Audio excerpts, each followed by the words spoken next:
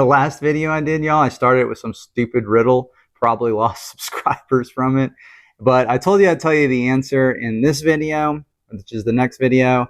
And it's dumb, y'all. It's a shadow. That's the answer to the riddle. If you missed it, feel free. You can go back, look at the last video I did, and you can see it there. What's up, y'all? My name's Andy. This is Epeius Garage. The last year or so, I've been doing a lot of wood burning, or formerly known as pyrography. These are a couple of my pieces.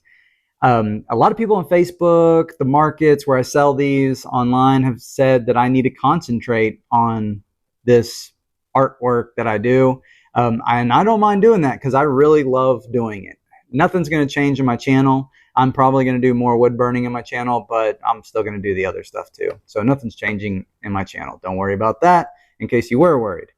I thought it would be fun to do a 4-part series on beginning of wood burning, like for a beginner. 4-part series. We're going to cover, starting with this video, what you need to get started. The bare minimum basics, from the cheapest to the most expensive items that you can buy for wood burning. And I'm going to discuss the material to burn on.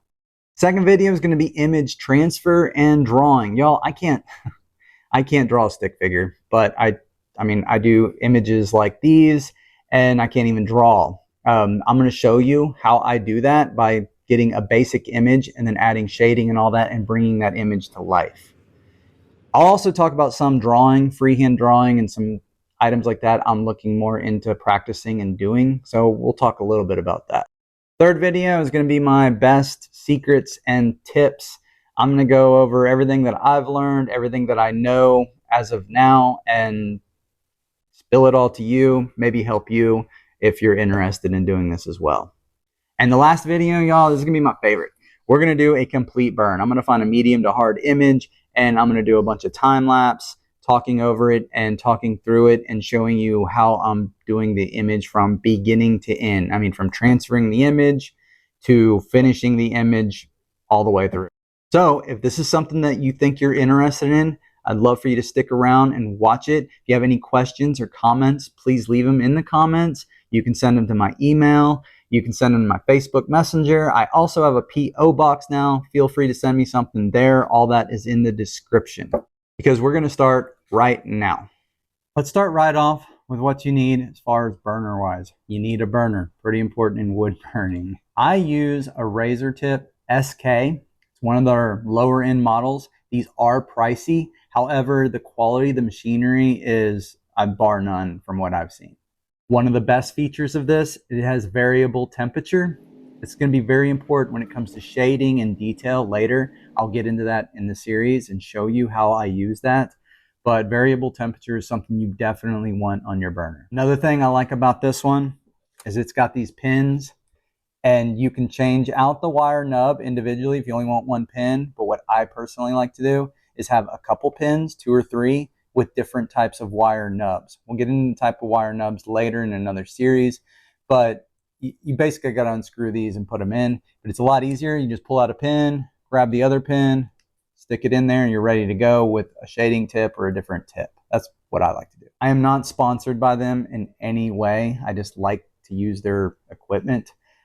There is one kit on Amazon that I'll link. Kind of comes with several things to get you started. A little bit on the pricey side, but I'll put it on Amazon. You can also go to their website, razortip.com, and order directly from there. They are out of Canada, and it takes a little while to get items from them, but it's not that bad.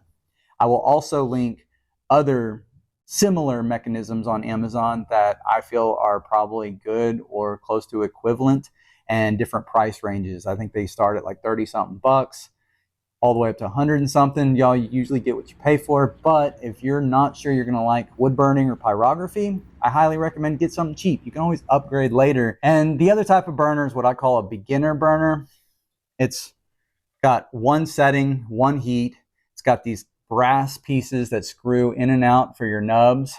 And I got this in Boy Scouts.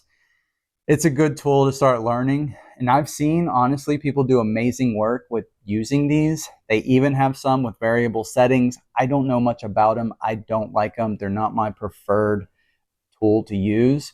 It would be the variable speed, I guess, modular type that I use.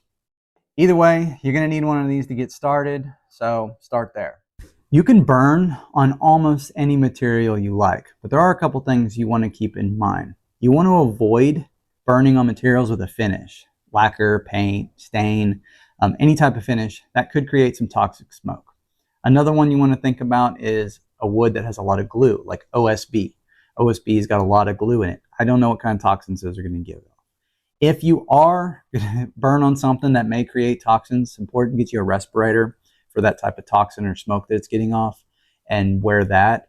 Or you can buy fans that pull the smoke away. You don't want a fan blowing on you because that'll cool your nub, but pulling the smoke away, that's just fine.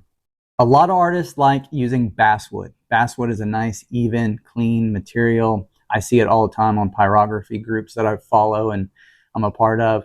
I've never personally used it. My personal preference right now is 1/4-inch birch plywood. You can get nice clean sheets of it. I like it because I can buy a 2x4 sheet and cut it in any shape, form that I want.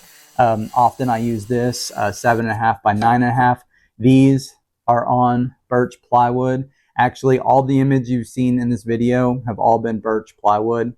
That's a majority of what I put my artwork on. This is kind of my signature artwork right here that I sell. Actually, I even got one right here that never came to fruition that somebody thought they might want, but this is the image that I put on there, and I'm going to show you how to put this image on in another video. Actually, I think the next video, but this is what I like to use. Other materials you can use: bone, antler, leather, paper. They have a thick paper that people burn on. Gourds, dried gourds. I've heard of people using those. It really is unlimited what you can burn on. Just think about the smoke and the toxins that might come off of it. Now that you got your material, your burner, you're basically ready to start. All right, this is the first 4 videos. So go ahead, if you don't already have it, get your material, get your burner. I'll try to get the next video out in the next week or so, and we're going to discuss image transfer. I'm going to go into detail on how I put images on wood, very basic, and show you what I do. I can't draw. Hopefully this little series is something you find interesting. I look forward to seeing y'all on the next video. I think it'll be a lot of fun showing you how I transfer the image. So see you then.